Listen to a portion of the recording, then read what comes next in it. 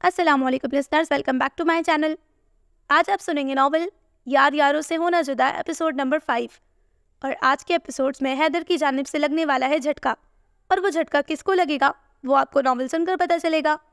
और इसी के साथ तैमूर और उनके पूरे ग्रुप की आने वाली है शामत। आज का एपिसोड काफ़ी फनी है, मुझे उम्मीद है कि आपको पसंद आएगा। तो चलिए स्टार्ट करते हैं। माहीन भाभी, हारिस उठ गया क्या? मनाहिल ने किचन में दाखिल होते हुए पूछा था। नहीं, अभी तक तो सो रहा है। आज क्या जल्दी जाना है तुम लोगों ने? माहीन ने उसे देखते हुए कहा था। जल्दी तो नहीं जाना, लेकिन उस हारिस की वजह से मुझे अपने टाइम से पहले उठना पड़ता है, और अब उस नवाब साहब को उठाने में इतना टाइम लगेगा। यार, किस पर चला गया आपका देवर? ऐसे मदहोशों की तरह सोता है जैसे उससे ज़्यादा और कोई ज़रूरी काम ही नहीं हो सकता। वो सख्त आजिज़ आई हुई थी हारिस की नींद से। ये जरनूर पर गया है, माहीन भाभी ने हंसते हुए कहा था। ठीक कह रही हैं भाभी आप, जब सिर्फ आधा घंटा होगा ना क्लास शुरू होने में, तब कहीं जाकर तो इस मोहतरमा की आंख खुलती है। मनाहिल ने अपना बैग और फाइल्स डाइनिंग टेबल पर रखते हुए कहा था। जाओ तुम उठा दो उसे, जब तक मैं नाश्ता तैयार कर लेती हूँ, फिर साथ ही करेंगे। मेरे लिए तो आज आप फ्रेश ऑमलेट बनाइएगा। उसने फ्रिज से ठंडे पानी की बोतल निकाल कर टेबल पर रखी थी। आज फिर तुम्हारा हारिस से लड़ने का इरादा है? माहीन ने हंसते हुए एहतियात से पराठा बेल कर तवे पर डाला था। आज तो मैंने पक्का इरादा कर लिया है भाभी, आज मैं उसे ये ऑमलेट खिलाकर ही रहूंगी। ये तो इतने मज़े का बनता है, उसे न जाने क्यों इतना नापसंद है। उसको तो बस सिरी पाए और गुर्दे फेफड़े खिलाते रहो, उसी में खुश है वो तो। मनाहिल ने मुंह बनाते हुए कैबिनेट में से जग निकालकर उसमें ठंडा पानी डाला, और फिर फ्रिज में से आइस क्यूब्स निकालकर वो भी उसमें डाल दिए थे। ये क्या कर रही हो मनाहिल? माहीन ने हैरत से उसकी सरगर्मी को देखा था। आपके देवर को होश में लाने का नया तरीका ढूंढा है मैंने, मनाहिल ने हंसते हुए कहा था। किसको होश में लाने का? जब ही उमैर निक्सिक से तैयार ओवरऑल बाजू पर डाले और हाथ में एक ब्रीफ केस उठाए किचन में आया था, उसने मनाहिल की आखिरी बात सुनी थी। आपके भाई को, एक वही तो है इस घर में जो रात को सोने के बजाय बेहोश हो जाता है। और उमैर भाई, मैं ये पूरा जग उस पर फेंकने जा रही हूँ, और जब वो चीखता चिल्लाता मेरे पीछे आएगा ना, तो आपको मुझे पैक देना पड़ेगी। मनाहिल ने टेबल पर से जग उठाते उमैर से कहा था, जो चेयर घसीट कर बैठ चुका था। तुम इसकी फिक्र मत करो, मैं संभाल लूंगा उसे, तो तुम जाओ अपना मिशन पूरा करो, उमैर ने हंसते हुए कहा था। क्या हो गया है आप दोनों को? मनाहिल, कोई ज़रूरत नहीं है ये करने की, वो गुस्सा करेगा ना फिर। माहीन ने नाश्ते की ट्रे उमैर के सामने रखते हुए कहा था। ऐसे कैसे गुस्सा करेगा, मैं बैठा हूं ना यहाँ पर, तुम जाओ मनाहिल। उमैर के कहने पर वो पानी का जग उठाकर किचन से निकली थी, सीधी उसके कमरे के पास आई थी। दरवाजे के हैंडल पर हाथ रखकर हल्के से खोलकर वो अंदर आई। पूरा कमरा नीम अंधेरे में डूबा हुआ था, सिर्फ नाइट बल्ब जल रहा था। खिड़की पर पड़े दबीज पर्दे और एसी की कूलिंग ने कमरे के माहौल को खासा खौफनाक बना दिया था। ऐसे माहौल में किसका दिल करेगा उठने का? वो खुद से मुखातिब होती बेड के पास आई थी। साइड टेबल लैम्प को जलाया था। कमरे का हाल देखकर तो उसका मीटर घूमने लगा था। सारा कमरा हाल से बेहाल हो रहा था। हारिस के रात वाले कपड़े सोफे पर पड़े थे, और उसकी चादर आधी टेबल पर और आधी नीचे कारपेट पर पड़ी थी। सोफे के कुशन सारे कमरे में बिखरे थे। चाय के 2-4 खाली कप साइड टेबल पर पड़े थे। उसके कल वाले कोल्हापुरी फुटवेयर एक शू रैक में रखा था, और दूसरा पता नहीं कहाँ पर था। इसको भी रखने की क्या ज़रूरत थी, उसने दांत पीसते हुए सोचा था। और सबसे बुरा हाल तो ड्रेसिंग टेबल का था, हर चीज़ ही बिखरी हुई थी। या अल्लाह, ये कब इंसान बनेगा? गुस्से को कंट्रोल करते उसने खिड़की के पर्दे हटाए थे, और बेड के नीचे से झांकते रिमोट को उठाकर उसने एसी बंद किया था और बेड के पास आई थी, जहां वो सर तक ब्लैंकेट ओढ़े सो रहा था। हारिस, उठ जाओ, 8 बज रहे हैं, उठ जाओ हारिस, देर हो रही है।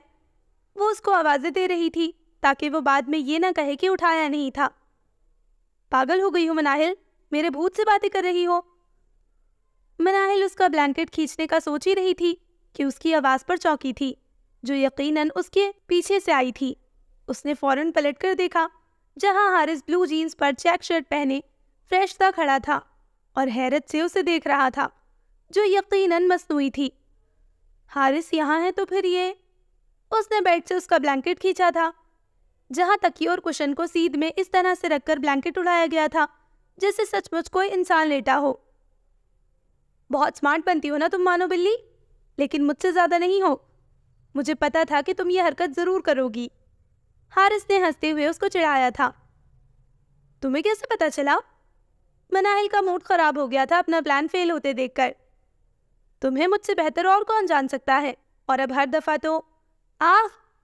हारिस की बात मुंह में ही रह गई थी क्योंकि आइस क्यूब्स थड़ थड़ उसके चेहरे पर आकर लगी थी, क्योंकि मनाहिल ने ठंडे पानी का पूरा जग उस पर फेंक दिया था जब ही वो बौखला कर 2 कदम पीछे हुआ था। आइंदा मुझे मानो बिल्ली मत बोलना, वरना जंगली बिल्ली बनकर दिखा दूंगी मैं तुम्हें। मनाहिल की बच्ची तुम। इससे पहले कि वो उस तक पहुंचता, वो वहां से भागी थी और सीधी किचन में आई थी। उमैर भाई बचाइए मुझे, वो चीखती हुई उमैर के पीछे छुप गई थी। जब ही हारिस गुस्से में लाल पीला होता वहां आया था। कहाँ हो तुम? निकलो बाहर। ऐसे तो बड़ी जंगली बिल्ली बनी घूमती हो, अब क्यों डर कर छुप गई हो? हारिस गीली शर्ट और चेहरे के साथ उसको घूरते हुए बोल रहा था। हारिस, तुम क्या रात को ही तैयार होकर सोए थे? माहीन ने उसे हैरत से देखते पूछा था, जो यूनिवर्सिटी जाने के लिए बिल्कुल तैयार लग रहा था।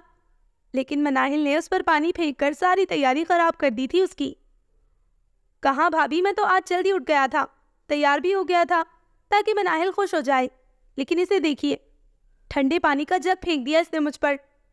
हारिस ने माहीन से कहते तेज नजरों से मनाहिल को घूरा था, जो उमैर के पीछे उसको मुंह चढ़ा रही थी। तुम्हें तो मैं छोड़ूंगा नहीं आज, बाहर निकलो मनाहिल।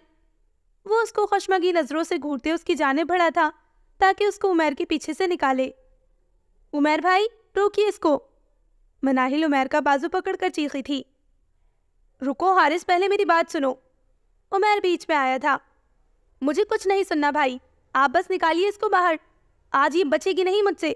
पूछिए इससे क्यों फेंका इसने मुझ पर पानी। मैं जल्दी उठ गया था, तैयार भी हो गया था। फिर वो शदीद नाराजगी से बोला था। मनाहिल भाई, क्यों फेंका तुमने इस पर पानी? उमैर ने अपनी मुस्कुराहट दबाते अपने पीछे छुपी मनाहिल से पूछा था। आप ही ने तो कहा था, वो मासूमियत से बोली थी। मैंने तो कहा था कि जब वो सो रहा हो तब फेंकना पानी। हारिस हैरत से मुंह खोले उनकी गुफ्तगू सुन रहा था। उसने माहीन की तरफ देखा, जिसने नफी में सर हिलाया था। नहीं भाई, मैं इनके साथ बिल्कुल भी शामिल नहीं हूं। उमैर भाई, वो नाराजगी से कहता उमैर की जानिब पलटा था। चलो मनाहिल, जवाब दो, उसने मनाहिल से कहा था। अच्छा बता रही हूं, लेकिन पहले इसको दूर करिए। जाओ हारिस, उस कुर्सी के पास जाकर खड़े हो जाओ। उमैर ने इशारा किया था। क्यों? उसने दांत पीसते हुए पूछा था। क्यों मनाहिल? उमैर ने फिर मनाहिल से पूछा। सेफ्टी के लिए ना, वो जल्दी से बोली थी। हारिस मुठ्ठियां भींचता 4 कदम पीछे हो गया था। बात यह है उमैर भाई कि मैंने इतनी मेहनत से ठंडा पानी बनाया ताकि हारिस सो रहा हो तो मैं उस पर फेंक सकूं, लेकिन ये तो जाग रहा था। अब उसने मेरी मेहनत जाया कर दी, इसको सजा तो मिलनी चाहिए थी ना, इसलिए मैंने पानी फेंक दिया इस पर। आप बताइए, क्या मैंने गलत किया? उसने मासूमियत के सारे रिकॉर्ड तोड़ दिए थे। तुम्हें तो मैं देख लूंगा, वो उसे कड़े तेवरों से घूर रहा था। देखिए उमैर भाई, धमकी दे रहा है मुझे। हारिस उसको देखता किचन से चला गया था ताकि शर्ट चेंज करे। उसके जाते ही उमैर ने उसका बाजू पकड़कर उसे अपने पीछे से निकाला था। सुधर जाओ लड़की, जब देखो मेरे भाई के पीछे पड़ी रहती हो तुम, उमैर ने उसको मसनूई घूरते हुए कहा।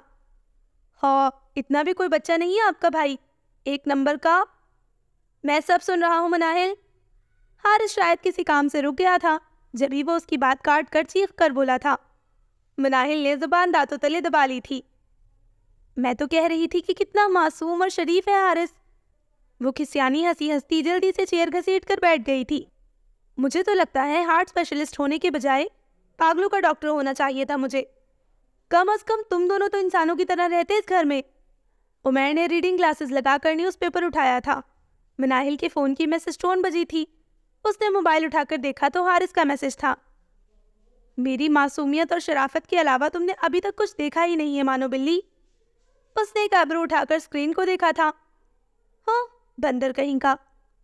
दूसरे ही लम्हे उसने सर झटक कर मोबाइल ऑफ कर दिया था और नाश्ता करने लगी। ओए मुबारकबाद दो अपने भाई को, नौकरी मिल गई मुझे। हारिस, हैदर, तैमूर और अशर ग्राउंड में सीढ़ियों पर बैठे थे। जब ही रियाज आकर जोश से बोला, अबे तुझे किस पागल ने नौकरी दे दी? तैमूर हैरत से बोला था, एक न्यूज़ चैनल के प्रोड्यूसर ने ऑफर की है। वो मुस्कुराया था। न्यूज़ चैनल पर काम क्या है? अशर ने पूछा था। भूत ढूंढने का, वो हंसते हुए बोला था। है भूत ढूंढने का? वो सब नासमझी से उसे देख रहे थे। ओहो, तुम लोगों ने वो क्या है तो देखा होगा ना? ये भी इसी तरह का प्रोग्राम है। कोई तो है। ये पहले 2 लड़के वकास और रमीज कर रहे थे, फिर उन्होंने छोड़ दिया। मुझे रमीज के भाई ने बताया था। मैंने अप्लाई किया था तो कल ही कॉल आ गई। रियाज खुशी से बोला था। तुम में से कौन चलेगा? ओहो रिजू, कोई चले ना चले, मुझे तो ज़रूर लेकर जाना यार। मुझे बड़ा शौक है भूतों से बातें करने का। हैदर इश्तियाक से बोला था। ठीक है, आज शाम को ही जाना है, तो चल लेना मेरे साथ। तुम तीनों चलोगे? रियाज ने हैदर से कहने के बाद उन तीनों से पूछा था। तैमूर तो सामने देख रहा था, जहां अनोशे उसी दिन वाली लड़की के साथ खड़ी कोई बात कर रही थी, और वो इतनी महवियत से उसे देख रहा था कि उसने रियाज की बात ही ना सुनी। मुझे तो कोई शौक नहीं भूत ढूंढने का, और मेरे पास भूतों से बातें करने के अलावा और भी बहुत से ज़रूरी काम हैं। अशर और हारिस दोनों ने ही मना कर दिया था। कोई वापस आ जा यार, चली गई वो, हैदर ने तैमूर के सामने हाथ हिलाकर कहा। तैमूर ने चौंक कर हैदर को देखा और फिर दोबारा सामने। वाकई वो वहां से जा चुकी थी। हाँ रियाज, क्या कह रहा था तू? तैमूर ने गहरी सांस लेकर रियाज से पूछा था। कुछ नहीं भाई, पहले तो जाकर किसी बाबा से दम दरूद करवा, झाड़ू फिरवा कर तो पहले अपना भूत उतार। रियाज ने हारिस के हाथ से पेप्सी पकड़ते हंसते हुए कहा था। तूने क्या एग्रीमेंट भी साइन कर लिया? अशर ने उससे पूछा था, जो हैदर के साथ ही बैठ चुका था। नहीं, अभी तो ट्रायल पर रखा है। 1-2 प्रोग्राम्स तो ऐसे ही होंगे, अगर ठीक कर लिए तो फिर एग्रीमेंट साइन होगा। उसने पेप्सी का घूंट भरते हुए कहा था। ये भी ठीक है, तो कितने लोग जा सकते हैं? यार मैंने तो पूछा था कि मेरे 2-4 दोस्त भी हैं, उनको भी साथ ले आऊं क्या? तो कहा कि हाँ सबको ले आओ, जिसने अच्छा किया उसी को रख लेंगे। बेटा फिर तो कहीं और ट्राई कर, क्योंकि ये काम तो सिर्फ हैदर ही अच्छे से कर सकता है, तैमूर ने हंसते हुए कहा था। कह तो तू ठीक रहा है, वो भी हंसा था। तो फिर डन है, तैमूर और हैदर तुम दोनों चलोगे ना? उसने उन दोनों से पूछा था। हाँ हमारा तो पक्का है, दोनों ने ही हामी भर ली थी। जब ही हैदर की नज़र सामने से आती जरनूर और मनाहिल पर पड़ी थी। जरनूर फाइल सीने से लगाए मनाहिल से जोर जोर से कोई बात कर रही थी। पीछे उसका बड़ा सा दुपट्टा पूरी यूनिवर्सिटी की झाड़ू देता हुआ आ रहा था। जब वो दोनों उनके पास आई तो हैदर जल्दी से उठकर जरनूर के सामने जाकर खड़ा हो गया और उसके नीचे लटकते दुपट्टे को उठाकर पहले झाड़ा और फिर उसे जरनूर के हाथ में दिया। पाकिस्तान की हिफाजत हमारा मकसद और हमारा मंशूर है। कायदे आजम से वादा किया था कि जिंदगी की आखिरी सांस तक पाकिस्तान की हिफाजत करेंगे। पाकिस्तान जिंदाबाद। हैदर आंखों में शरारत लिए एक हाथ सीने पर रखे संजीदगी से उसको बोलता, आखिर में नारा लगाकर सैल्यूट करता दोबारा अपनी जगह पर जाकर बैठ गया था। और जरनूर हैरत से उसे अपने हाथ में पकड़े दुपट्टे को देख रही थी। दूसरे ही लम्हे उसने अपने सर पर हाथ मारा था। ये क्या कर दिया मैंने? उसने एक नज़र अपने कपड़ों को देखा था। ग्रीन कलर की टाइट्स, वाइट कलर की लॉन्ग शर्ट पर ग्रीन और वाइट कंट्रास्ट का बड़ा सा दुपट्टा और थोड़ी सी हरे कांच की चूड़ियां पहने खड़ी थी। कानों में भी सफ़ेद रंग के टॉप्स पहने थे जिसमें हरे रंग का नग लगा था। सिर्फ एक बैच की कमी थी, वरना तो वो पूरी 14 अगस्त के फंक्शन में जाने के लिए तैयार लग रही थी। जरनूर, तुम्हें देखकर तो नगमे पढ़ने का दिल कर रहा है, तैमूर ने हंसते हुए कहा था। यार आज के दिन कौन सा पाकिस्तान आज़ाद हुआ था? वो सब उसको देख देख कर हंस रहे थे। तुम लोगों से किसने कहा कि ग्रीन और वाइट सिर्फ 14 अगस्त को ही पहनते हैं? वो तब गई थी उन लोगों की हंसी से। नूर बानो मुस्कुराओ यार, तुम्हारी पिक्चर ले रहा हूँ और फिर उसे फेसबुक पर पोस्ट करूँगा। #मुहिब्बे वतन पाकिस्तानी, #नवंबर में 14 अगस्त। हैदर ने अपना मोबाइल निकाल कर उसके सामने कर दिया था। हैदर बंद करो इसे, वो चीखी थी। तुम्हारी समझ में नहीं आ रहा हैदर? जरनूर ने अपनी फाइल चेहरे के सामने कर ली थी। दफा हो जाओ। वो उन सबको घूरती पैर पटकती वहां से चली गई थी। अरे जरनूर रुको यार, इंसान बन जाओ तुम लोग। मनाहिल भी उनको घूरती जरनूर के पीछे गई थी। ओए वो देख वो रही। तैमूर और रियाज लाइब्रेरी के दरवाजे पर खड़े उचक उचक कर अनुषे को देखने की कोशिश कर रहे थे, क्योंकि रियाज ने उसे अंदर जाते हुए देखा था। वो दोनों भी उसके पीछे पीछे चले आए थे। जब भी मेज पर किताबें फैलाए रजिस्टर पर जल्दी जल्दी कुछ लिखती, अनुषे रियाज को नजर आ गई थी। जब भी उसने तैमूर से कहा था, जा जा अंदर जाकर बात कर उससे। पागल हो गया है क्या, गला दबा देगी वो मेरा। तैमूर बितका था। तो फिर तू लेने क्या आया है यहाँ पर, जब बात ही नहीं करनी तो। रियाज ने उसको घूरा था। तू जा अंदर, तू बात कर उससे। अबे गधे, मैं क्या बात करूंगा उससे, तू खुद जाना। रिजू रिजू तू समझ नहीं रहा, वो तुझे जानती है, मुझे नहीं, इसलिए तेरा गला नहीं दबाएगी। तैमूर ने उसे समझाते हुए लाइब्रेरी के अंदर धकेला था। वो बेचारा लड़खड़ाता उसको घूरता अनुषे की टेबल के पास आया था। क्या मैं यहाँ बैठ सकता हूँ? वो उसके सामने वाली कुर्सी को पकड़े खड़ा था। अनुषे ने सर उठाकर उसे देखा। मुझसे क्यों पूछ रहे हो, अपने घर से थोड़ी लेकर आई हूं मैं। वो लठमार अंदाज में कहती फिर से अपना काम करने लगी थी। इसका मतलब है कि हाँ ही बोल रही है, रियाज खुद से कहता कुर्सी घसीट कर बैठ गया था। ओह, तो आप भी नॉवेल्स पढ़ती हैं? रियाज ने उसके हैंडबैग के पास रखी जन्नत के पत्ते और आबे हयात देखकर इश्तियाक से कहा था। अनुषे ने सिर्फ सर उठाकर एक नज़र उसको देखा और फिर लिखने में मशगूल हो गई थी। रियाज की नज़र उसकी फाइल पर पड़ी थी जो टेबल पर खुली पड़ी थी। उस पर उसका नाम लिखा था। ओह, तो अनुषे अजीम नाम है इस चश्मिश का। वो दिल ही दिल में खुश हो रहा था कि चलो कुछ तो पता चला। आपको पता है कि मेरी 3 फीमेल्स दोस्त हैं, उनको भी आपकी तरह नॉवेल्स पढ़ने का बेहद शौक है। इनफैक्ट वो तो ये नॉवेल्स पढ़ भी चुकी हैं। और रियाज अपनी ही धुन में कहे जा रहा था और वो अपना सामान समेट कर बैग में डालती खड़ी हो गई थी। अरे आप जा रही हैं? रियाज ने उसे उठते देखकर कहा था, लेकिन उसने कोई जवाब नहीं दिया, बस एक तेज नज़र उस पर डालकर लाइब्रेरी से बाहर आ गई थी, जहां तैमूर यहाँ से वहां चक्कर काट रहा था। अनुषे को देखकर वो मुस्कुराया था, लेकिन वो उसको घूरती वहां से चली गई थी। उसके जाने के बाद रियाज भी बाहर आ गया था। ओए, क्या बात हुई तेरी? तैमूर ने बेसब्री से पूछा था। अबे बहुत नक चढ़ी और प्राउडी किस्म की लड़की है, सीधे मुंह बात तक नहीं करती। खैर, नाम तो बहुत प्यारा है उसका, रियाज ने मुंह बसूर कर कहा। जल्दी बता फिर, क्या नाम है उसका? बता रहा हूं ना, सब्र तो कर ले। बोल ना, बक भी दे। तैमूर ने तब कर उसे देखा था। बिल्कीस बानो, उसने मुस्कुराहट दबाते हुए कहा था। बिल्कीस बानो? तैमूर को कुछ अजीब सा लगा था यह नाम। जरनूर अपनी क्लास लेकर बाहर निकल रही थी, जब ही उसका फोन बजा।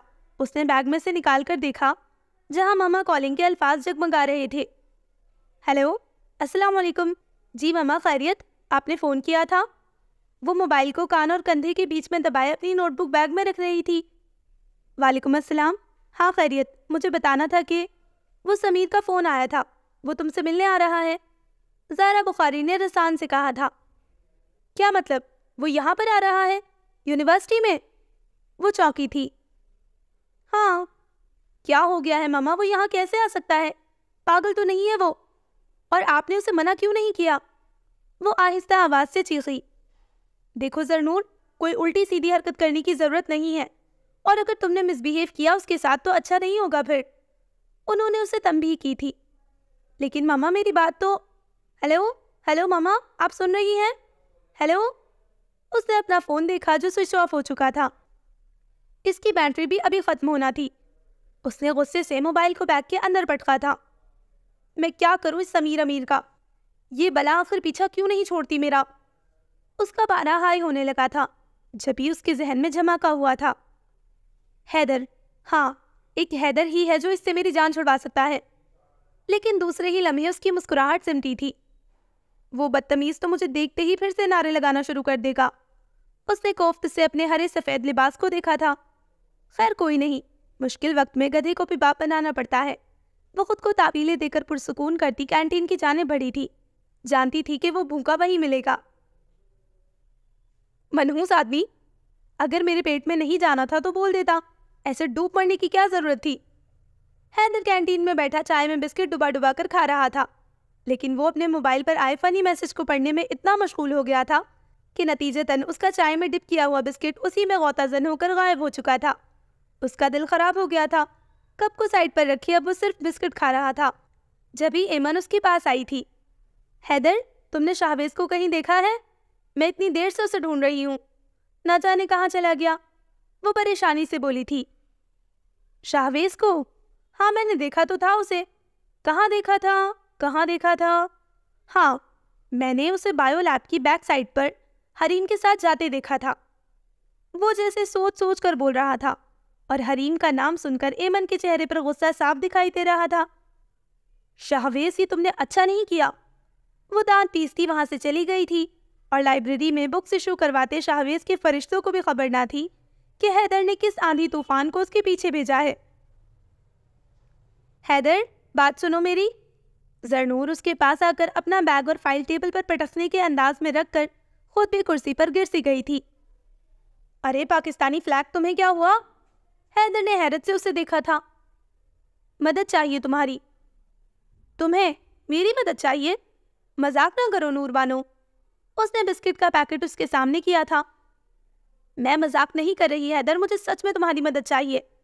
जरनूर ने उसका बढ़ाया हुआ हाथ साइड पर किया था। अच्छा चलो बताओ, क्या मसला है? एक लड़का है, समीर। थोड़ी देर में वो यहाँ आने वाला है मुझसे मिलने। मामा चाहती हैं कि मैं उससे शादी कर लूँ, लेकिन मुझे वो पसंद नहीं। अब तुम कुछ ऐसा करो कि वो खुद ही मुझसे शादी से मना कर दे। जरनूर ने तफसील से उसे बताया था, जो बिस्किट खाता संजीदगी से सुन रहा था। एक मुखलिसाना मशवरा दूं मैं तुम्हें? वो पूछ रहा था। क्या? जरनूर ने नासमझी से उसे देखा। तुम्हारी मम्मा ठीक कह रही हैं, शादी करो उसके साथ और ससुराल जाओ, खुद भी सुकून से रहो और हमें भी रहने दो। वो अभी संजीदगी से बोला था। बहुत शुक्रिया, लेकिन मुझे ज़रूरत नहीं तुम्हारे किसी मशवरे की। जो मैं कह रही हूँ सिर्फ वही करो। मुझे क्या मिलेगा? जो तुम बोलोगे। ठीक है, मुझे आवारी में डिनर चाहिए। उसने अपनी शर्त रखी। Okay done. उसने भी हामी भर ली थी। लेकिन मेरी एक और शर्त भी है, उसने मुस्कुराहट दबाते हुए कहा था। वो क्या? तुम्हें पहले कुछ कहना पड़ेगा। क्या कहना पड़ेगा? यही कि हैदर, तुम बहुत अच्छे हो। दुनिया के सबसे प्यारे इंसान तुम हो और मुझे तुम बेहद अच्छे लगते हो। ये कहो पहले। दिमाग तो खराब नहीं हो गया तुम्हारा? वो पहले चौंकी, फिर जोर से चीखी थी। भाई, पहले तुम ये कहोगी, फिर ही मैं तुम्हारा काम करूंगा, वरना नहीं। वो संजीदगी से बोल रहा था, लेकिन आंखों में नाचती शरारत साफ नजर आ रही थी। हैदर, ये 2 शर्तें हो गई हैं, वो तब कर बोली थी। अच्छा चलो, आवारी में डिनर कैंसिल। तुम सिर्फ ये बोल दो। ओके। हैदर तुम। एक मिनट। हाँ बोलो। हैदर ने अपने फ़ोन में वीडियो कैमरा ऑन करके उसके सामने कर दिया था। जरनूर ने अपने हाथों की मुट्ठियां भींचकर बमुश्किल अपने गुस्से को कंट्रोल किया था। दिल कर रहा था कि उसे यूनिवर्सिटी की छत से 4-5 दफ़ा धक्का दे दे, क्योंकि एक दफ़ा में तो कुछ होगा नहीं ना उसका। हैदर, तुम बहुत अच्छे हो। दुनिया के सबसे प्यारे इंसान तुम हो और मुझे बेहद अच्छे लगते हो। वो दांत पीसते हुए चबा चबा कर बोली थी। Very good. बस मुस्कुराई नहीं तुम। ऐसा लग रहा था कि जैसे मैंने ज़बरदस्ती बुलवाया हो तुमसे। उसने वीडियो सेव करते हुए कहा था और जरनूर खा जाने वाली नज़रों से उसको घूरती सिर्फ इस इंतज़ार में थी कि कब उस समीर नामी बला से उसकी जान छूटे और फिर वो उस हैदर की जान अपने हाथों से ले लेगी। हारिस, तुम यहाँ पर हो और मैं सारी यूनिवर्सिटी में तुम्हें ढूंढ रही थी। मनाहिल बोलती हुई क्लास में आई थी, जहाँ हारिस अकेला बैठा नोट्स बना रहा था। मनाहिल ने उसकी नोटबुक पर एक डेयरी मिल्क चॉकलेट और एक छोटा सा कागज रखा था, जिस पर मार्कर से आई एम सॉरी लिखा था। ये किस लिए? उसने सर उठाकर मनाहिल को देखा था, जो उसके सामने ही खड़ी थी। वो मैंने सुबह पानी फेंका था ना तुम पर, वो शर्मिंदा सी बोली थी। हारिस ने उसको देखने के बाद चॉकलेट और पेपर साइड पर किया था और फिर से अपना काम करने लगा था। हारिस, मैं सॉरी कर रही हूँ ना तुमसे। उसने अपना हाथ भी उसकी नोटबुक पर रख दिया था। तंग मत करो मनाहिल, काम करने दो मुझे, उसने थोड़ी सख्ती से कहा था। पहले मेरा सॉरी एक्सेप्ट करो। अच्छी ज़बरदस्ती है। हारिस ने उसको घूरते हुए कैलकुलेटर उठाया था।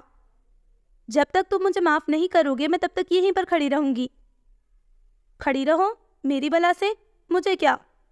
अब वो नंबर प्रेस कर रहा था। मनाहिल ने उसके हाथ से कैलकुलेटर झपट लिया था। क्या मसला है तुम्हारे साथ मनाहिल? काम क्यों नहीं करने दे रही हो तुम मुझे? जब चाहा बदतमीजी कर ली, जब चाहा आकर सॉरी बोल दिया। दूसरे की फीलिंग्स का कोई ख्याल है ही नहीं तुम्हें। हारिस गुस्से से बोला था। मैं माफ़ी मांग तो रही हूँ तुमसे।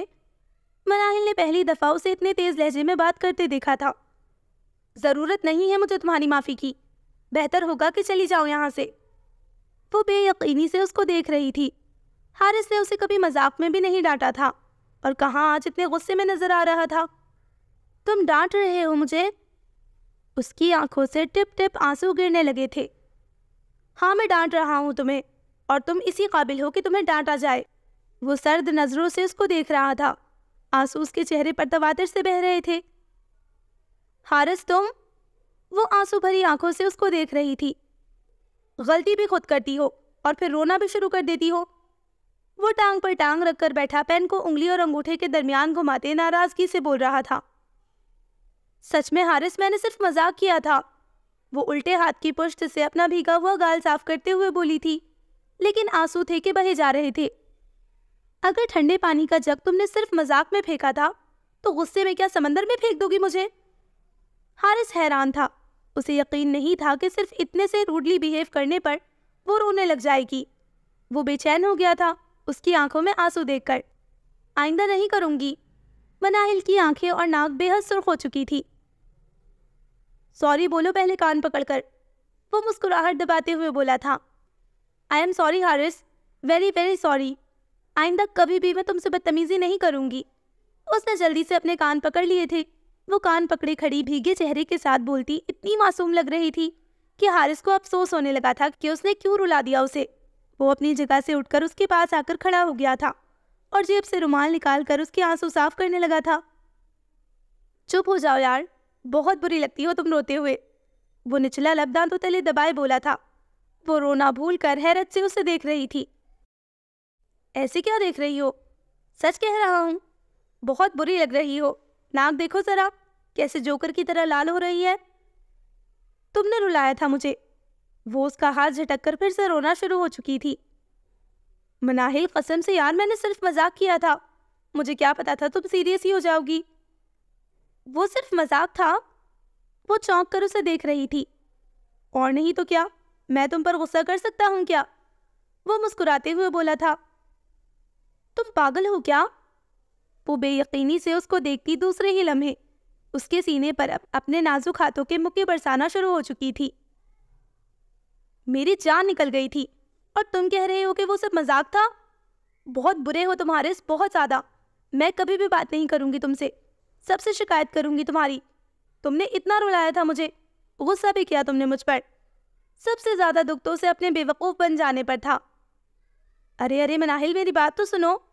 वो खुद को बचा ही नहीं रहा था उससे, आराम से उसकी मार खा रहा था। मुझे कोई बात नहीं सुननी तुम्हारी, और अगली दफ़ा सिर्फ पानी नहीं फेंकूंगी मैं तुम पर, बल्कि तेजाब फेंकूंगी। हाँ हाँ हाँ, जंगली बिल्ली। वो हंसा था। तुमने फिर जंगली बिल्ली कहा मुझे? उसने एक जोरदार पंच हारिस के कंधे पर मारा था और फिर अपना सर भी उसके कंधे पर रख दिया था। देखना, तुम्हें मैं छत पर से धक्का दे दूंगी। वो सू सू करती बोली थी। हारिस जूं का तू खड़ा रह गया था। उसे यकीन नहीं आ रहा था कि मनाहिल, और वो भी उसके इतने करीब। अगर ये ख्वाब था तो वो दुआ कर रहा था कि ये ख्वाब कभी ख़त्म ना हो। वो सारी ज़िंदगी ऐसे ही उसका सर अपने कंधे पर रखे खड़ा रहे। वो खुद को बेहद बेबस महसूस कर रहा था इस वक्त। खुद पर कंट्रोल करते वो उसका सर नरमी से सहलाने लगा था। जब ही क्लास में दाखिल होते तैमूर की नज़र उन दोनों पर पड़ी थी। वो ठिठक कर वहीं रुक गया था। लव बर्ड्स, तुम दोनों गलत जगह पर गलत सीन क्रिएट कर रहे हो, और अगर भूल गए हो तो मैं याद दिला दूं कि ये यूनिवर्सिटी है और यहाँ अच्छे बच्चे पढ़ने के लिए आते हैं। चलो शाबाश, होश में आओ। तैमूर ने कहते हुए ताली बजाकर उन दोनों को अपनी जानिब मुतवज्जह किया था। वो दोनों ही चौंके थे। मनाहिल झटके से उससे अलग हुई थी। बकवास नहीं करो तैमूर, मनाहिल ने उसको घूरते हुए रुमाल से अपने आंसू साफ करते हुए कहा था, जो हारिस का ही था। लो भाई, अगर सच बोलो तो वो भी लोगों को बकवास लगती है। अगर कोई भी इंसान तुम दोनों को इस पोजीशन में देखेगा तो यही सोचेगा ना कि तुम्हारे बीच कुछ कुछ है। तैमूर शरारत से बोला था। हारिस, तुम कुछ क्यों नहीं कह रहे इसे? कब से फजूल बोले जा रहा है? मनाहिल हारिस की जाने पलटी थी, जिसने जल्दी से अपनी मुस्कुराहट दबाई थी। तुम छोड़ो इसे मनाहिल, पागल है ये तो। अफसोस हुआ हारिस, तू तो इतनी जल्दी बदल गया, मुझे नहीं पता था। याद कर हारिस, याद कर, कभी तू मुझे अपना फेफड़ा कहा करता था और आज तूने मेरा दिल ही तोड़ दिया, वो गमगीन लहजे में बोला था। हाँ, थोड़ी सी तन्हाई क्या मिल जाए लोगों को, होश खो बैठते हैं अपने। उसने रुमाल से अपनी आंखें रगड़ती मनाहिल को देखकर शरारत से कहा था। तुम्हारे होश तो मैं अभी ठिकाने लगाती हूँ। वो उसको गुस्से से घूरते डेस्क पर पड़ी हारिस की मोटी सी किताब उठाकर उसको मारने को लपकी थी। हद है यार, लोगों से सच भी हजम नहीं होता। तैमूर उसे अपनी जानिब आता देख हंसते हुए वहां से बाहर की जानिब भागा था और एन उसी वक्त अशर और रियाज क्लास में दाखिल हुए थे। रियाज तो बौखला गया था तैमूर को अपनी जानिब आता देखकर।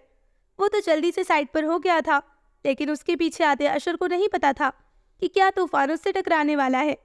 तेजी में आता तैमूर अशर से बुरी तरह टकराया था और तसादुम इतना जबरदस्त था कि वो दोनों ही क्लास के बाहर जाकर गिरे थे। अशर बेचारा नीचे फर्श पर लेटा था और उसके ऊपर तैमूर था। अल्लाह अल्लाह, तोड़ दी मेरी कमर। अंधे, तुझे क्या यही जगह मिली थी रेस लगाने के लिए? अशर कराहते हुए बोला था। हट जा मोटे, क्या जान निकालेगा मेरी? अशर चीखते हुए बोला था, क्योंकि वो उठ ही नहीं रहा था। यहाँ क्या हो रहा है भाई? जरनूर हैरत से नीचे लेटे तैमूर और अशर को देखकर बोली थी। दोस्ताना 3 की शूटिंग, रियाज हंसते हुए बोला था। तैमूर अपने कपड़े झाड़ते हुए खड़ा हो गया था। बेटा हारिस, तुझे अल्लाह ही पूछेगा। ऐसी खतरनाक भाभी तूने दी है कि तौबा। कत्ल करने का इतना शौक है इसे कि अपने होने वाले देवर का भी ख्याल नहीं किया। तू बचकर रहना, कहीं ऐसा ना हो कि सोते हुए तेरी ही गर्दन उड़ा दे। उसने हारिस से कहने के बाद मनाहिल को देखा था, जो खौफार नजरों से उसे ही घूर रही थी। अब तुम ही बताओ जरनूर, मैंने तो सिर्फ ये कहा था कि लोगों को थोड़ी सी तन्हाई क्या। तैमूर, तुम नहीं बचोगे मुझसे। मनाहिल उसकी बात काट कर चीखी थी। ओके ओके मनाहिल, मैं इस खबर को लीक नहीं करूंगा, कसम से, सिर्फ इन लोगों को बताऊंगा। तैमूर कॉरिडोर में खड़े उन सब की तरफ उंगली से इशारा करता वहां से भाग खड़ा हुआ था। क्या चक्कर है भाई? वो सब मशकूक अंदाज में उन दोनों को घूर रहे थे। शक मत करो यार, उसको बस गलत फहमी हो गई है और कुछ नहीं, हारिस ने सर खुजाते हुए कहा था। बात तो कुछ और ही लग रही है बेटा। खैर, वक्त आने पर पता चल ही जाएगा, रियाज ने शरारती मुस्कुराहट से कहा था। जब ही उसका फोन बजा था, उसने जेब से निकाल कर देखा तो हैदर का था। उसने यस करके कान से लगा लिया। हेलो, हाँ बोल, क्या हुआ? अच्छा ठीक है जरनूर, हैदर बात करेगा तुमसे। उसने अपना फ़ोन उसको दे दिया था। क्या हुआ हैदर? यार नूर मानो, यहाँ एक 2 पीस में मलबूस ब्राउन बालों वाला मजनू देखा गया है, जो जरनूर जरनूर करता पूरी यूनिवर्सिटी के चक्कर काट रहा है। कहीं ये वही बदनसीब और फूटी किस्मत वाला शख्स तो नहीं जो तुमसे मिलने आने वाला था? कहाँ हो तुम इस वक्त? उसने अपने रिस्ट वॉच देखते हुए पूछा था। वक्त का तो बड़ा पाबंद है ये, तुम्हारे ही डिपार्टमेंट के बाहर इस पर नजर रखे खड़ा हूँ। ठीक है, आ रही हूँ मैं। उसने फोन बंद करके रियाज को दिया था। बात सुनो भाई। हैदर ने अपने सामने से गुजरते समीर को आवाज देकर रोका था, जिसने रुककर अपने ग्लासेस उतार कर उस नौजवान को देखा, जो जीन्स पर ब्लैक कलर की खोपड़ियों की शक्ल बनी हुई टी-शर्ट पहने बहुत संजीदा सा नजर आ रहा था। मैंने आपको 5 दफा यहाँ से गुजरते देखा है, कुछ खो गया है क्या? हैदर संजीदगी से बोला था। वेल, कुछ खोया तो नहीं है मेरा, लेकिन मैं यहाँ किसी से मिलने आया था। काफ़ी देर से ढूंढ रहा हूँ, लेकिन वो मुझे मिल ही नहीं रही। शायद आप जानते हो, जरनूर बुखारी नाम है उनका, जर्नलिज्म के डिपार्टमेंट में होती है वो। अरे वही जो मास्टर्स के लास्ट ईयर में है? जी वही, उसका तो मैं क्लास फेलो हूँ। हैदर हल्का सा मुस्कुराया था। तो क्या आप बता सकते हैं कि वो इस वक्त मुझे कहाँ मिलेंगी? ये तो मैं नहीं जानता, क्योंकि ये फ्री पीरियड होता है और नूर बानो फ्री पीरियड में अपनी किताबें सर पर रख पूरी यूनिवर्सिटी का एक चक्कर लगाती है। वो उसी अंदाज में बोला था। एक्सक्यूज मी, उसने नासमझी से कहा था। आप क्या उनके फ्रेंड हैं? हैदर ने पूछा था। फ्रेंड तो नहीं, लेकिन मैं उनका होने वाला फियांसे हूँ। वो मुस्कुराया था। माय गॉड, तुम उसके होने वाले फियांसे हो? और उसने तुम्हें अभी तक अपना रियल नेम ही नहीं बताया। हैदर हैरत से बोला था। क्या मतलब? उसका नाम तो जरनूर है ना? असली नाम तो उसका नूर बानो ही है, लेकिन वो खुद को जरनूर कहलवाना ज्यादा पसंद करती है। मेरी और उनकी इतनी फ्रेंडशिप नहीं है, शायद इसीलिए ना बताया हो। उसने वजह पेश की थी। आप तो उसकी क्लास फेलो है ना, तो क्या आप उसके बारे में मुझे कुछ बता सकते हैं? I mean, उसकी नेचर वगैरह के बारे में। नेचर का क्या पूछते हो यार, अभी 2 दिन पहले की बात है। वो सीढ़ियाँ दिख रही हैं? हाँ दिख रही हैं। तो ये कि उसने वहाँ से एक लड़की को सिर्फ इस बात पर धक्का दे दिया, उसने नोट्स मांगे थे नूर बानो से, और वो लड़का अभी तक हॉस्पिटल में एडमिट है। वैसे तो वो काफ़ी स्वीट नेचर की है, अब उसने फजूल में तो उसको धक्का नहीं दिया था ना, उस लड़के की ही गलती थी, उसने नोट्स मांगे थे।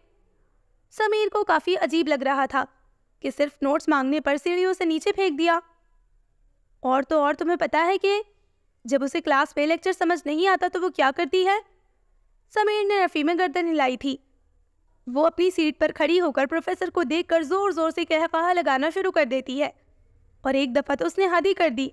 कैंटीन में जाकर जो उसने तोड़ फोड़ मचाई, अल-अमान, पूरी यूनिवर्सिटी जमा हो गई थी। वो भी सिर्फ इस बात पर कि असाइनमेंट कंप्लीट ना होने पर प्रोफेसर ने उसे डांट दिया था। अब तुम ही बताओ यार, अगर प्रोफेसर पर गुस्सा था तो जाकर उनका सर फाड़ती। बेचारे कैंटीन वाले बाबा का क्या कसूर था जो उनका नुकसान किया? समीर की समझ में नहीं आ रहा था कि वो उसकी बातों का यकीन करे या ना करे, लेकिन वो इतना संजीदा नजर आ रहा था कि मजाक की कोई गुंजाइश ही ना थी। और तुम्हें एक राज की बात बताऊं? हैदर उसकी जानिब झुककर बोला था। क्या? तुम्हें पता है कि उस पर हाजिरी आती है? कि क्या मतलब? उसने चौंक कर हैदर को देखा था। उस पर 2 जिन्नातों का भी कब्जा है। हैदर अपने लहजे को पुरस्कार बनाकर बोला था। जिन्नात? क्या कह रहे हो तुम? उसकी आंखें हैरत से फैली थी। हाँ, उसके घर वालों ने तुमसे ये बात छुपाई। वो हैरान हुआ था। खैर, मैं किस लिए हूँ, मैं सब बताता हूँ तुम्हें। तुम्हें पता है कि वो रात को 2 बजे क्या करती है? क्या करती है? समीर को हल्का सा खौफ होने लगा था।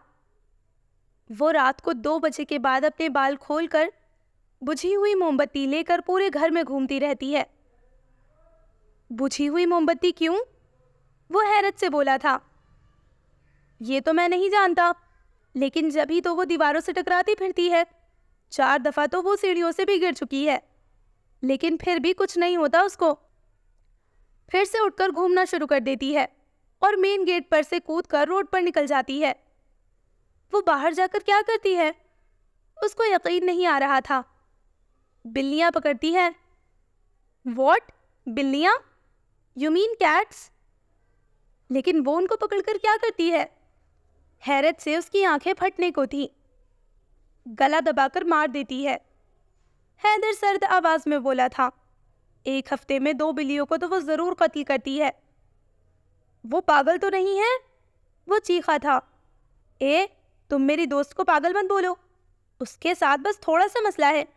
डॉक्टर ने कहा है कि अगर उसकी शादी हो जाए तो 30% चांसेस हैं कि वो नॉर्मल हो जाएगी। सिर्फ 30%? और बाकी का क्या? वो सरसराती आवाज में बोला था। बाकी के 70% चांसेस हैं कि वो अपने शौहर को भी इसी तरह कत्ल कर देगी जिस तरह से बिल्लियों को करती है। वो गहरी सांस लेकर बोला था। आप शायद मजाक कर रहे हैं मुझसे, है ना? वो अपने चेहरे पर हाथ फेरकर डरी सी मुस्कुराहट के साथ बोला था। क्या मैं हंस रहा हूँ? क्या मेरे चेहरे पर मुस्कुराहट नजर आ रही है तुम्हें? हैदर सख्ती से दांत पर दांत जमाकर अपने कहकहों का गला दबाकर बोला था। जब्त से उसका चेहरा सुर्ख होने लगा था। नहीं तो लेकिन आपने कहा था कि उस पर जिन्नात भी आते हैं, तो उनका क्या? उनका क्या? कुछ भी नहीं, वो भी तुम्हारे साथ ही रहेंगे। मेरे साथ क्यों? वो बिदका था। भाई, अभी तो वो नूर बानो के साथ रहते हैं, लेकिन जब उसकी शादी हो जाएगी तो वो तुम्हारे साथ रहेगी। तो फिर जाहिर है कि उसके जन्नात भी तुम्हारे साथ ही रहेंगे ना। लेकिन एक बात की तो 100% चांसेस हैं, वो ये कि अगर उसके जन्नातों को तुम पसंद ना आए तो वो तुमको मारकर अपनी दुनिया में ले जाएंगे। वॉट? वो चीखा था। खैर अब मैं चलता हूँ, अगर तुम्हें मेरी बातें झूठी लगे तो बेशक उसके पेरेंट्स से पूछकर कंफर्म कर सकते हो। बात सुनो। अभी हैदर कुछ कहने ही लगा था कि उसके कंधे पर किसी ने हाथ रखा था। वो डर कर उछला था। क्या हुआ? उसने मुड़कर मुकाबिल को देखा, जिसने हाथों में बहुत सारी किताबें उठा रखी थी। वो अजीब सी नजरों से समीर को देख रहा था। तुम पागल हो? तैमूर ने समीर को घूरते हुए कहा था। What do you mean mister? अगर पागल नहीं हो तो फिर यहाँ अकेले खड़े किससे बातें कर रहे हो? तैमूर मशकूक अंदाज में उसको देख रहा था। अकेले कहाँ, मैं तो इनके साथ बात कर रहा था। उसने हाथ से अपने पीछे इशारा करते हुए कहा था। पीछे कोई नहीं है, तैमूर ने ठंडे अंदाज में कहा था। उसने हैरत से तैमूर को देखा और फिर पलटकर दोबारा हैदर को देखा तो वो चौंक गया था। जहां वाकई में कोई नहीं था। ये कहाँ गया? अभी तो यही था, वो ब्लैक टी शर्ट वाला। वो हैरत से बोला था। यहाँ कोई भी नहीं था, मैं तो इतनी देर से तुमको देख रहा था। तुम अकेले ही बातें कर रहे थे। जाओ जाओ घर जाकर आराम करो। तैमूर उसको बोलता आगे चला गया था। अरे मेरी बात सुनो, वो सच में यहाँ था। मैं पागल थोड़ा ही हूँ जो अकेले बातें करूँगा। वो उसको आवाज़ देकर बोला था, लेकिन तैमूर जब तक आगे जा चुका था और वो हैरत से गर्दन घुमा घुमा कर पूरे कॉरिडोर में उस ब्लैक टी शर्ट वाले को ढूंढ रहा था। वहाँ कोई क्लास या कोई दरवाज़ा नहीं था जहाँ वो जा सकता था। फिर इतनी सी देर में वो कहाँ गायब हो गया था। लेकिन वो ये नहीं जानता था कि उससे थोड़े फासले पर टी शर्ट पर जैकेट पहने रेलिंग पर झुके हैदर ने नीचे ग्राउंड में खड़ी जरनूर को मिशन कंप्लीट होने का इशारा किया था। समीर को अब हकीकतन खौफ आने लगा था। अस्सलाम वालेकुम, कैसे हो समीर? वो जो दीवार से टेक लगाए खड़ा किसी गहरी सोच में गुम था, जरनूर की आवाज़ पर चौंका था। मैं ठीक हूँ। वो गौर से उसको देख रहा था। मैं तुम्हें कॉल कर रहा था लेकिन तुमने रिसीव नहीं की। हाँ, वो बैटरी ख़त्म हो गई थी। अरे बात सुनो तुम। जरनूर ने समीर से कहने के बाद वजाहत को आवाज़ देकर रोका, जो बबल खाकर उसका रैपर जरनूर के पैरों के पास फेंक कर आगे चला गया था। जी? वो रुककर उसको देखने लगा। अगर तुमको इस पूरी यूनिवर्सिटी में डस्टबिन नजर नहीं आता तो इस कचरे को उठाओ और अपने बैग में दफा करो। शर्म नहीं आती? पढ़ने की जगह को तुम गंदा कर रहे हो। उठाओ इस रैपर को, उठाओ। वो उसको घूरती चीख कर बोल रही थी और साथ ही उसने अपने हाथ में पकड़ी 2 मोटी मोटी किताबें वजाहत के सर पर मारी थी। वो बेचारा बौखला कर जल्दी से रैपर को उठाकर अपनी मुट्ठी में दबाता वहां से भाग खड़ा हुआ था। नॉनसेंस, जरा तमीज नहीं इन लोगों को। वो भौंच कर रह गया था उसकी हरकत पर। अब तो उसको कोई शक बाकी ही ना रहा था जरनूर के पागल होने पर। चलो कैंटीन चलते हैं, वहीं पर बातें करेंगे, वो मुस्कुराते हुए बोली थी। नहीं, मैं चलता हूँ, एक ज़रूरी काम याद आ गया है, फिर बात होगी। लेकिन तुम अभी तो आए थे, वो हैरत से बोली थी। हाँ, मैं दोबारा आऊँगा, अभी चलता हूँ, good bye. Okay, as you wish. उसने कंधे उचका दिए थे। वो गॉगल्स आंखों पर लगाता वहां से चला गया था। याहू! उसके जाते ही जरनूर ने एक जोरदार नारा लगाया था। हाँ बोल, क्या हुआ? वो चारों भी क्लास लेकर निकले थे जब अशर का फोन बजा था। उसने नंबर देखा तो तैमूर का था। यार एक मसला हो गया है, तैमूर की डरी हुई आवाज थी। अशर ने स्पीकर ऑन कर दिया था। क्या मसला? वो ना, डिटेल बताने का टाइम नहीं है। मैं जा रहा था तो सामने एक बाइक वाला और एक कार वाला दोनों लड़ रहे थे। बात इतनी बड़ी नहीं थी, मैंने सोचा कि सुलह करवा देता हूँ, तो मैं चला गया उनके पास और उनसे बात की। वो दोनों सुन ही नहीं रहे थे, बस लड़े जा रहे थे। जब मैं चीख कर बोला तो उस बाइक वाले ने एक पेरे भी जड़ दिया, तो मुझे भी गुस्सा आ गया। मैंने भी फिर उस कार वाले के साथ मिलकर बाइक वाले को बहुत मारा। लेकिन अब मसला ये है कि वो कार वाला तो भाग गया है और उस बाइक वाले ने मुझे पकड़ लिया है और फ़ोन करके अपने भाई लोगों को बुला लिया है। अब ये सब लोग मुझे मार कर मेरा सर चौक पर लटकाने की तैयारी कर रहे हैं। बचा लो मुझे, वरना ये लोग मुझे सच में ही मार देंगे। इनके पास छुरियाँ, चाकू और न जाने कौन कौन से हथियार हैं। वो काफ़ी खौफजदा लग रहा था, डर से उसकी आवाज़ भी ठीक से नहीं निकल रही थी। अबे तुझे बोला किसने था पराए फड्डे में टांग अड़ाने को? बैठा रहे बेटा तू वहीं पर, यही होना चाहिए तेरे साथ। अशर गुस्से से बोला था। तेरी हड्डियों में सुकून ही नहीं, जब देखो किसी से पिट पिटा कर आ जाता है, बाद में तू हमें भी घसीट लेता है, मुफ्त में फिर हमें भी मार खानी पड़ती है। हारिस भी गुस्से से बोला था। यार आज तो मदद कर दो, कसम से, अपनी कसम खाता हूँ, आइंदा किसी से भी नहीं लड़ूंगा, पक्का वादा। ओए तैमूर, तू छोड़ इनको, किसने मारा है तुझे? नाम बता, नाम, हाथ काट कर फेंक दूंगा मैं उसका। हैदर ने जल्दी से अपनी आस्तीनें चढ़ाई थी। तू नाम का क्या अचार डालेगा हैदर? यहाँ आकर मेरी मदद कर। तुम लोग समझ क्यों नहीं रहे, ये सब खा जाएंगे मुझे। तैमूर जिच हो गया था। अच्छा बता किधर है तू? बुलेटिन के पास। ओए तू बुलेटिन में क्या लेने गया था? रियाज हैरत से बोला था। ये लोग मुझे उठा कर लाए हैं यहाँ पर। चल ठीक है, हम आ रहे हैं। रियाज ने गाड़ी थोड़ी दूर ही रोक ली थी। अब वो लोग पैदल ही उस तरफ बढ़ रहे थे जहाँ 5-6 आदमी तैमूर को घेर कर खड़े थे।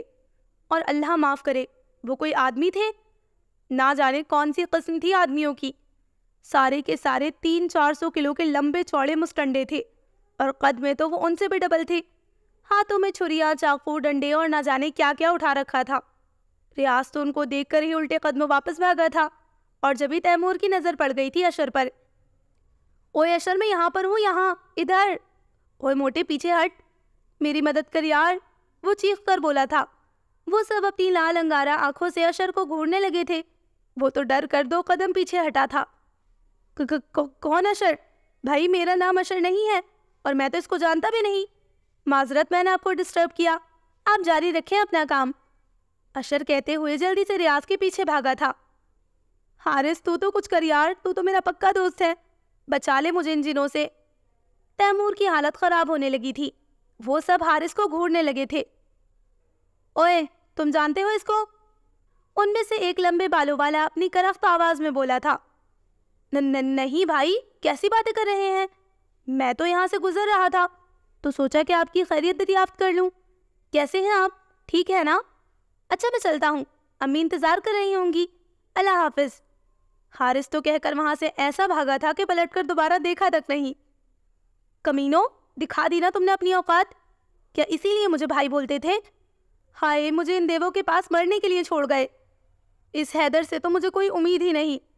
ए अल्लाह, तू ही मेरी मदद कर। वो दोनों हाथ उठाए आसमान को देख रहा था।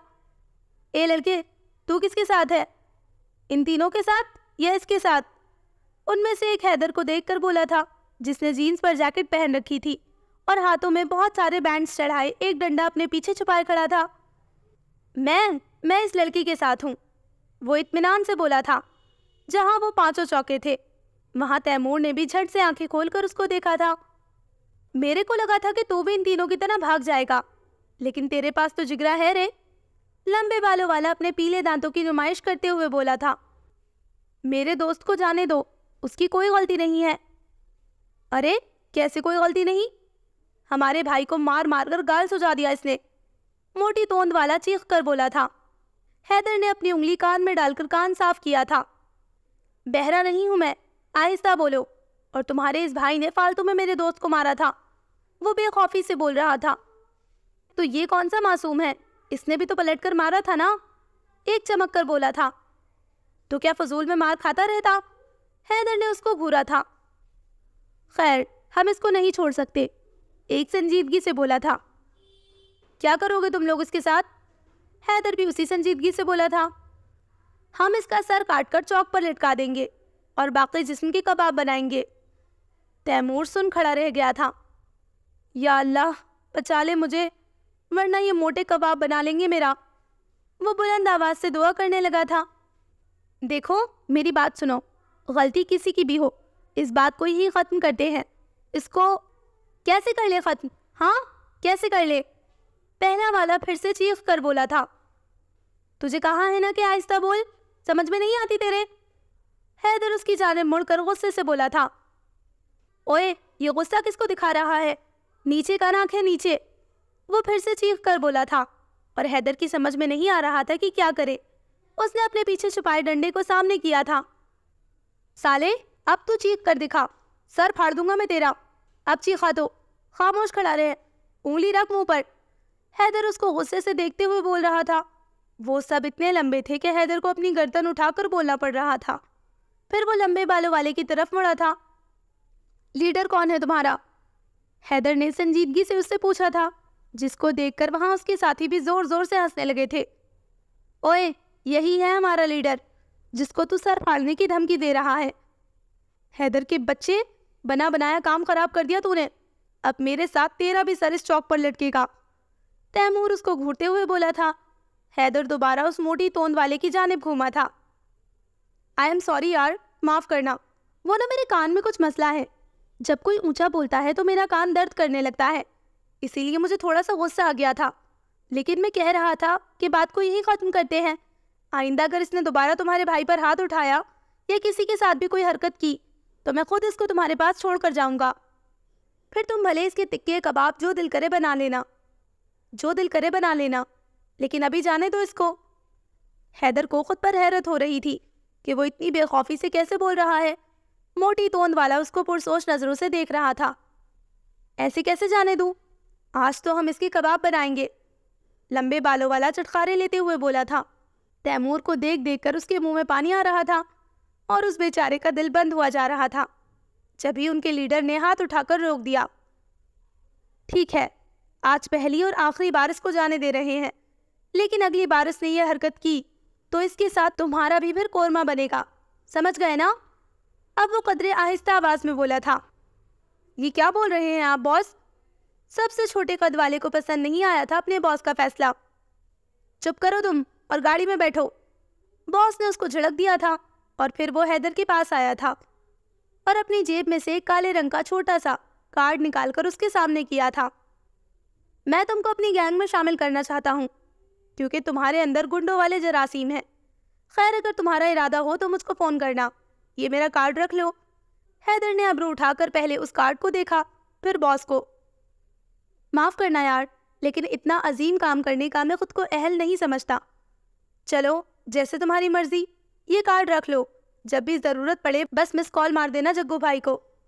हैदर ने उसका शुक्रिया अदा करते हुए उसके हाथ से कार्ड पकड़ लिया था।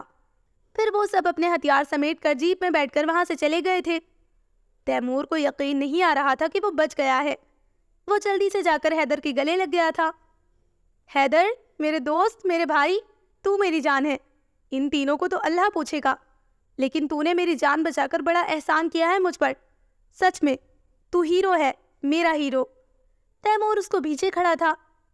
अबे साले, तू भाई है मेरा। वो मोटे तुझे मार कर टिक्का पार्टी करते और मैं यहाँ सुकून से बैठा रहता। ऐसा तो नहीं हो सकता ना? वो मुस्कुराते हुए बोला था। और ये बात तो सिर्फ हैदर ही जानता था कि उसका इरादा भी उन तीनों की तरह भागने का था। लेकिन उसने तैमूर की बात सुन ली थी जब वो दुआएं मांग रहा था। अब बात इज्जत पर आ गई थी। वो कैसे खुद को डरपोक कहलवा लेता। So listeners, this was the end of the यार यारों से होना जुदा एपिसोड नंबर 5। जल्द मिलते हैं एपिसोड नंबर 6 के साथ। तब तक अपना ख्याल रखें, दुआओं में याद रखें। अल्लाह हाफिज़।